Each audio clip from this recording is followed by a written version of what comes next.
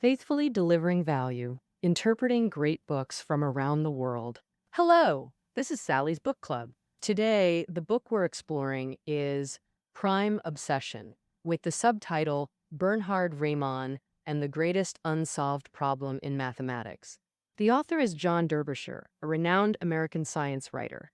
The subtitle reveals the book has two parts: introducing mathematician Riemann and exploring math's greatest unsolved mystery, the Riemann Hypothesis. When asked what he'd do if he awoke after centuries of sleep, the great German mathematician Hilbert said, "Say, B." He'd ask whether anyone had proven the Riemann hypothesis. So who was Riemann? How did he propose this problem that's haunted generations of mathematicians? Let's start by introducing Riemann himself. Riemann was born in 1826 and died in 1866 at just 40 years old. His father was a pastor with meager income, so the family struggled financially. Riemann was frail since childhood and endured prolonged poverty. His father hoped Riemann would continue his legacy as a pastor, sending him to seminary. But Riemann adored mathematics. He persuaded his father to let him transfer to Göttingen University for lectures by Gauss, the Prince of Mathematics. He had two mentors, first Dirichlet in Berlin, then Gauss at Göttingen, both towering figures in mathematics. By late 1851, Riemann earned his PhD in mathematics from Göttingen, essentially graduating early. Gauss specially noted his thesis was a major, valuable work, not just meeting but far exceeding doctoral standards. 3 years later, he satisfied Göttingen's professorship requirements through thesis and lecture, earning his teaching qualification. His professorship thesis proposed the Riemann integral, still taught to science undergrads, while his lecture, assigned by Gauss, was on the hypotheses which lie at the foundations of geometry. Regarding geometry's foundational hypotheses, Riemann's lecture outshone his thesis. It birthed Riemannian geometry. So what is Riemannian geometry? Simply put, the first non-Euclidean geometry. He proposed all lines on a plane intersect, even infinitely far away. Einstein said that Riemannian geometry was the foundation for his development of the theory of relativity. And in 1854, Riemann became an assistant professor at the University of Göttingen. He was only 28 years old then, and his teaching skills were quite mediocre.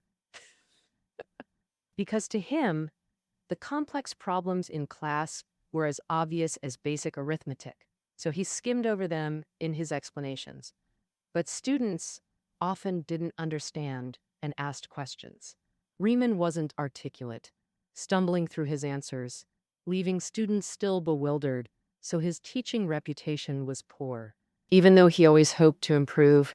Under the system at the time, the University of Göttingen had only one professor in mathematics. After Riemann's mentors, Gauss and Dirichlet, passed away successively, on July 30th, 1859, the university appointed Riemann as professor. In August of the same year, the German Academy of Sciences appointed him as a corresponding member.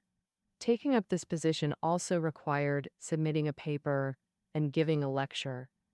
For this, Riemann's paper and lecture topic was on the number of primes less than a given magnitude.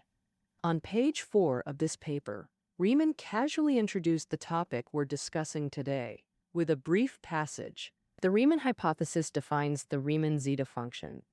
After that, Riemann was no longer financially strained, but his health didn't improve with better economic conditions.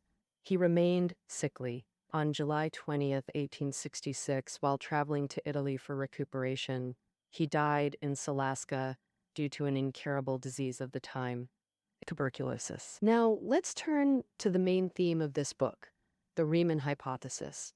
I'll introduce this greatest unsolved mystery in mathematics through 3 questions. First, how the Riemann hypothesis was born. Second, what efforts have renowned mathematicians made to solve the Riemann hypothesis? Third, how does the Riemann hypothesis have cross-disciplinary connections in the scientific community? In part 1, let's first talk about the story of how the Riemann hypothesis was born. The birth of the Riemann hypothesis is related to 3 great mathematicians: First is Gauss, who proposed the prime number theorem. Let's first explain. Prime numbers, also known as primes, are natural numbers greater than 1 that have no positive divisors other than 1 and themselves, like 2, 3, 5, 7, are all primes. In Euclid's Elements, the ancient Greek mathematician provided two foundational conclusions about prime numbers. One is that any integer can be uniquely decomposed into a product of primes. Secondly, for any finite set of prime numbers, you can always find another prime not in that set. The first conclusion is called the fundamental theorem of arithmetic. For example, 35 equals 5 times 7, and the key is the uniqueness of this factorization. Now, as a corollary of the latter conclusion is that there are infinitely many prime numbers. For the latter conclusion, Euclid gave a very ingenious proof in Elements, still celebrated by mathematicians as one of the most elegant proofs. The total number of primes is infinite, but in a finite interval, it's limited. For example, there are 8 primes between 1 and 20. So, how many primes are in a given interval? People use pi of x to denote the number of primes less than x, where pi is the same symbol as for the mathematical constant pi. But here, pi represents a function, and the prime number theorem is about estimating pi of x. Some hope to write an exact analytical expression for pi of x, but all attempts failed. Gauss was the first to make an epoch-making contribution. Gauss was born in 1777 into an ordinary German family, a genius born for math, hailed as the Prince of Mathematicians, a title used on his medal, awarded by the King of Hanover. At age 3, Gauss could spot errors in his father's account books. By age 8, he made his teacher feel incapable of teaching him. Around 15 or 16, Gauss could find how many primes were in 1,000 consecutive natural numbers in a quarter hour, computing hundreds of such intervals. He wrote in correspondence with a friend that this was in 1792 or 1793. And one of my first tasks was to focus on the diminishing rate of prime distribution. For this, I computed prime distributions in several thousand number intervals and recorded them on attached blank pages. I soon noticed that, despite fluctuations, this distribution rate, on average, approaches the reciprocal of its logarithm. Years later, someone translated Gauss's words into a formula. Pi of x is approximately equal to x divided by the natural logarithm of x. Today, this is called Gauss's prime number theorem, or simply the prime number theorem. Gauss never mentioned it. Did he prove this theorem? To this day, no related proof has been found among Gauss's belongings. After Gauss proposed the prime number theorem, the torch was passed to Dirichlet. Dirichlet was 28 years younger than Gauss and founded analytic number theory. In proving the prime number theorem, his greatest contribution was discovering a golden key. The Euler identity, you can see its expression in the transcript. We won't explain it in detail here. However, Dirichlet didn't know how to use this key to unlock the problem, so he handed it to Riemann. And in using this golden key to solve the puzzle, Riemann proposed the Riemann Hypothesis. In August 1859, Riemann submitted his paper on the number of primes less than a given magnitude to the German Academy of Sciences. This golden key was his argument's starting point. In this paper, Riemann provided an approach to proving the prime number theorem. Regarding this proof requiring an assumed premise, Riemann made this remark at the time. Naturally, I wished for a rigorous proof of this, but after some futile attempts, I set aside the search for such a proof, because it wasn't necessary for the immediate objective of my investigation. What Riemann casually set aside remains unsolved to this day. The Riemann hypothesis. The Riemann hypothesis states that all non-trivial zeros of the Riemann zeta function have a real part of 1/2. The expression of the Riemann zeta function is shown in the keynotes. Now, in the keynotes, its independent variable is negative. Let's explain a few concepts. First, a zero, where a function equals 0, e.g., x plus 1 has 0 at minus 1. Second, real part. Complex numbers consist of real and imaginary parts. For example, 1 plus I has real part 1. Solutions where zeta of s equals 0 are its zeros. Negative even integers are trivial zeros. Zeros with non-positive real parts are non-trivial zeros. If you're finding this hard to follow, that's okay. Here's an analogy. A traveler's stays include home, trivial lodging, and destinations. Non-trivial lodging. Proving all his non-trivial lodgings are within China. The key is all. Showing he visited Beijing, Shanghai, Guangzhou isn't enough, or proving he visited Europe would refute the conjecture. And the trouble with the Riemann hypothesis is that it can't be proven or disproven. We can only find scattered points to support its validity. Under the Riemann hypothesis, in 1859, Riemann attempted to unlock the prime number theorem using this golden key. Of course, the proof was intricate and utterly brilliant. For 30 years after Riemann's death, research on the prime number theorem fell silent. Some say the entire mathematics community was digesting Riemann's proof, and later proofs of the prime number theorem followed this same approach. So how did the Riemann hypothesis originate? Gauss used a function to represent primes below a given value, proposing the prime number theorem that this function approximates x divided by ln of x. To prove it, Dirichlet discovered a golden key in Euler's work, the Euler identity. While using this key to prove the prime number theorem, Riemann realized it required a premise, which became the Riemann hypothesis. And the Riemann hypothesis traces back to Euclid, born as Riemann applied Euler's golden key to Gauss's proposition. But the story with these masters doesn't end here. Countless mathematicians would later join this quest. Part 2 explores renowned mathematicians' encounters with the Riemann hypothesis, focusing on 4 figures: Riemann, Hardy, Hilbert, and Turing. They say a key measure of a math problem's difficulty is which eminent mathematicians tackled it without solving it.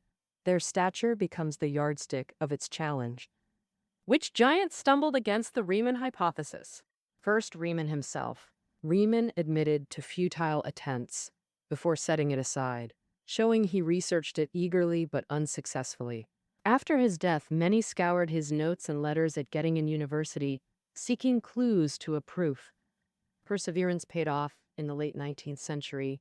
Riemann's manuscripts revealed his calculations of zeros' imaginary parts. First, approximately 14.1386. Second, approximately 21.020. Third, approximately 25.038. Riemann proved that 14.1386 is the smallest imaginary part of the zeros, showing he seriously researched the Riemann hypothesis. But it was futile. At this point, Riemann had found 3 non-trivial zeros, but proving all have real part 1/2 remained distant. The second giant we'll discuss is the brilliant British mathematician Hardy, leader of pure mathematics in Britain and a mathematical prodigy. He discovered and brought the Indian mathematician Ramanujan to study at Cambridge University. Wolfgang also once studied under Hardy. Hardy was a devoted fan of the Riemann hypothesis. Around 1920, Hardy sent a postcard to a friend listing 6 New Year's wishes.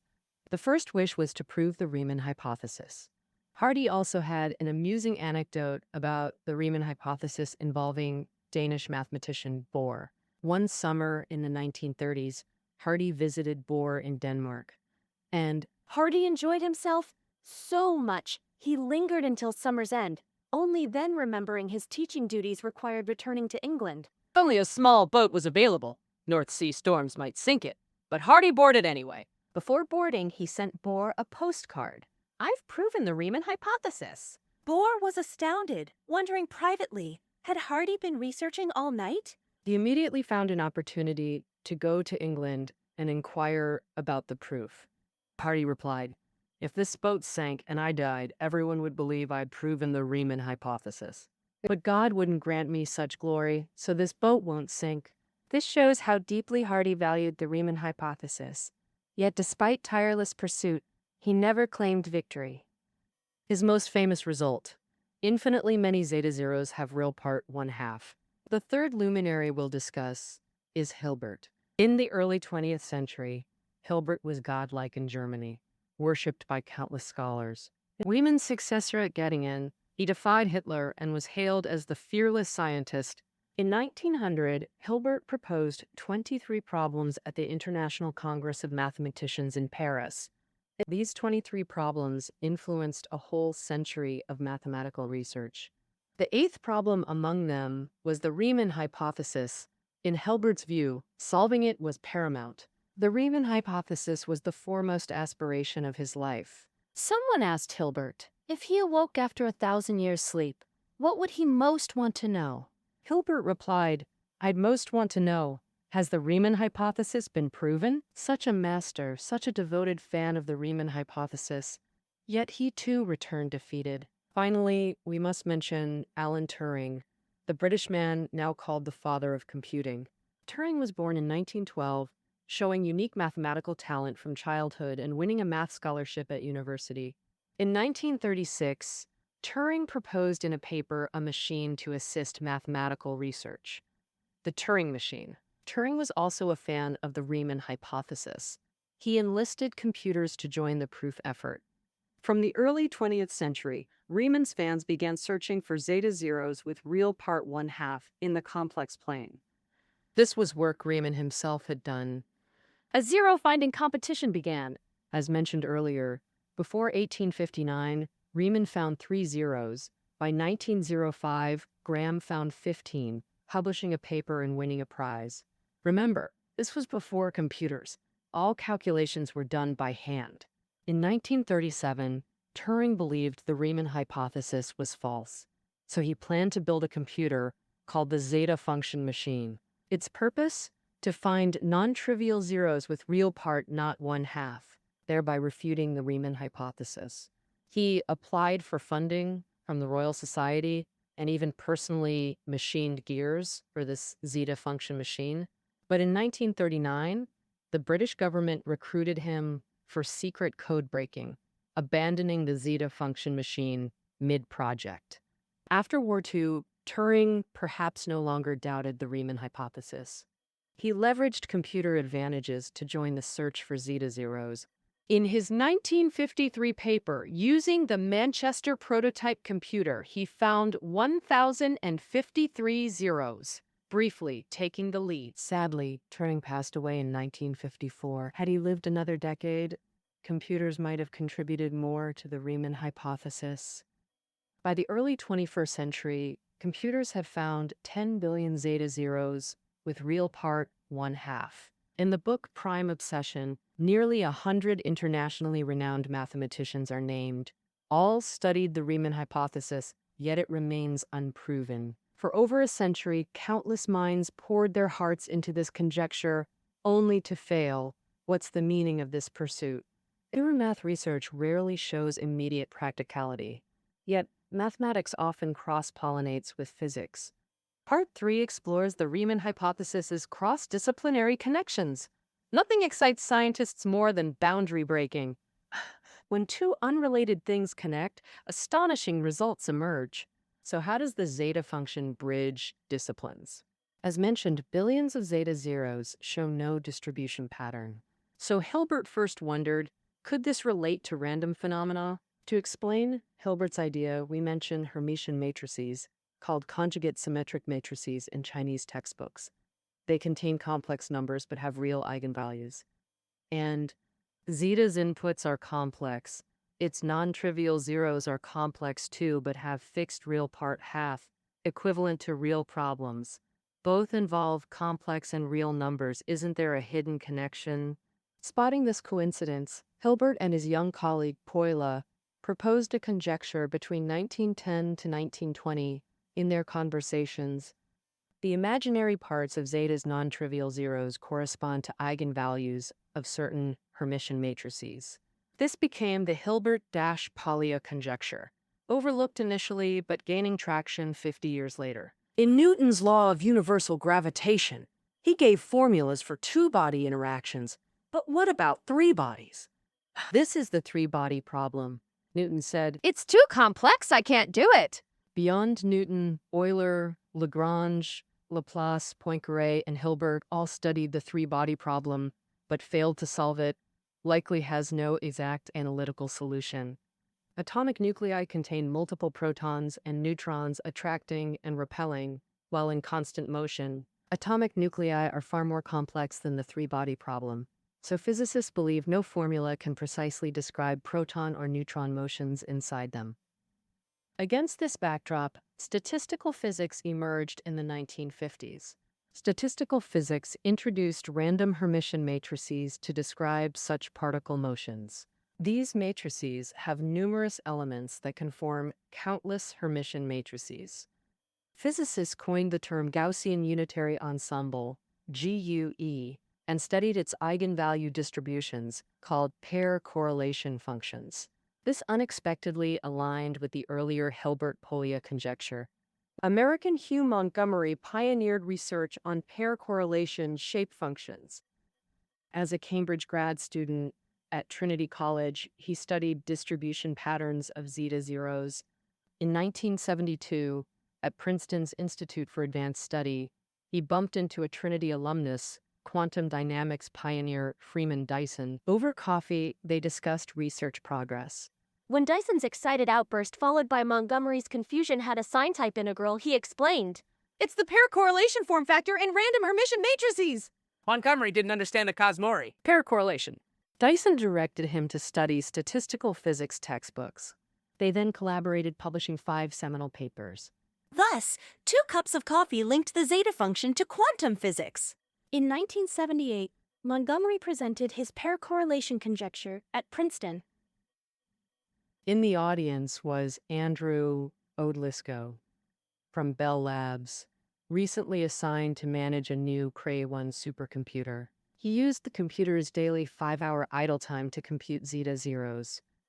After 100,000 zeros, he computed another 100,000 starting from the 100 millionth. In 1987, he published on the distribution of spacings between zeta zeros, now called the Montgomery-Odlyzko law. The law states spacings between consecutive non-trivial zeros of the Riemann zeta function, when properly normalized, statistically match eigenvalue spacings in the GUE ensemble. Simply put, the randomness in zeta zero distribution matches quantum particle motion randomness. From number theory to quantum mechanics, this wondrous connection hints at the Riemann hypothesis's unfathomable depth. By now, you should have a general understanding of the Riemann hypothesis. Finally, there's an eerie adage about the Riemann hypothesis. Revere conjectures left by masters, disrespect invites retribution. Author Derbyshire notes, legend says whoever proves the prime number theorem gains immortality. This belief circulated in math circles, evolving into revere famous conjectures. More bluntly, mocking renowned conjectures brings misfortune. That's a Dutch mathematician became the first example. In 1885, Stieltjes claimed proof of a stronger result than the Riemann hypothesis but offered no evidence. Stieltjes died in 1894 at age 39, never publishing his purported proof. The second example involves Hilbert's student. As Hilbert's staunch supporter of the Riemann hypothesis, it was natural for his students to research it. Hilbert's biography records this story. One student submitted a paper claiming proof of the Riemann hypothesis. Hilbert studied it deeply, admiring its insights, but found an irreparable flaw. The next year, the student died. Hilbert delivered his eulogy at the funeral. He said, "This gifted youth died before showing his brilliance. A true tragedy. Though his proof contained an error, this famous problem may someday be solved along his path." This untimely death seems to warn, never presume upon the Riemann hypothesis without true proof. The last example happened after this book was written. Sir Michael Atiyah was a British mathematician, graduated from Trinity College, Cambridge, former president of the Royal Society, and one of the greatest mathematicians of the 20th century. And this book was all one way of poet.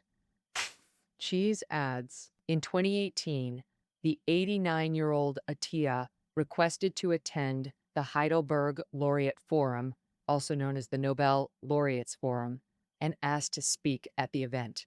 3 days before the conference, Attia claimed he had proven the Riemann hypothesis and published his proof on a mathematician's discussion website. The proof was only 5 pages long. On September 24, 2018, Attia began his presentation, which lasted 40 minutes. After finishing, he received 10 seconds of enthusiastic applause. 3 seconds after the applause stopped, a young Indian man timidly stood up and asked, "Sir, is your proof complete?" Attia replied, "If you accept proof by contradiction, then the proof is complete." His proof by contradiction wasn't accepted by mathematicians, and some even demanded his paper be removed from the math website.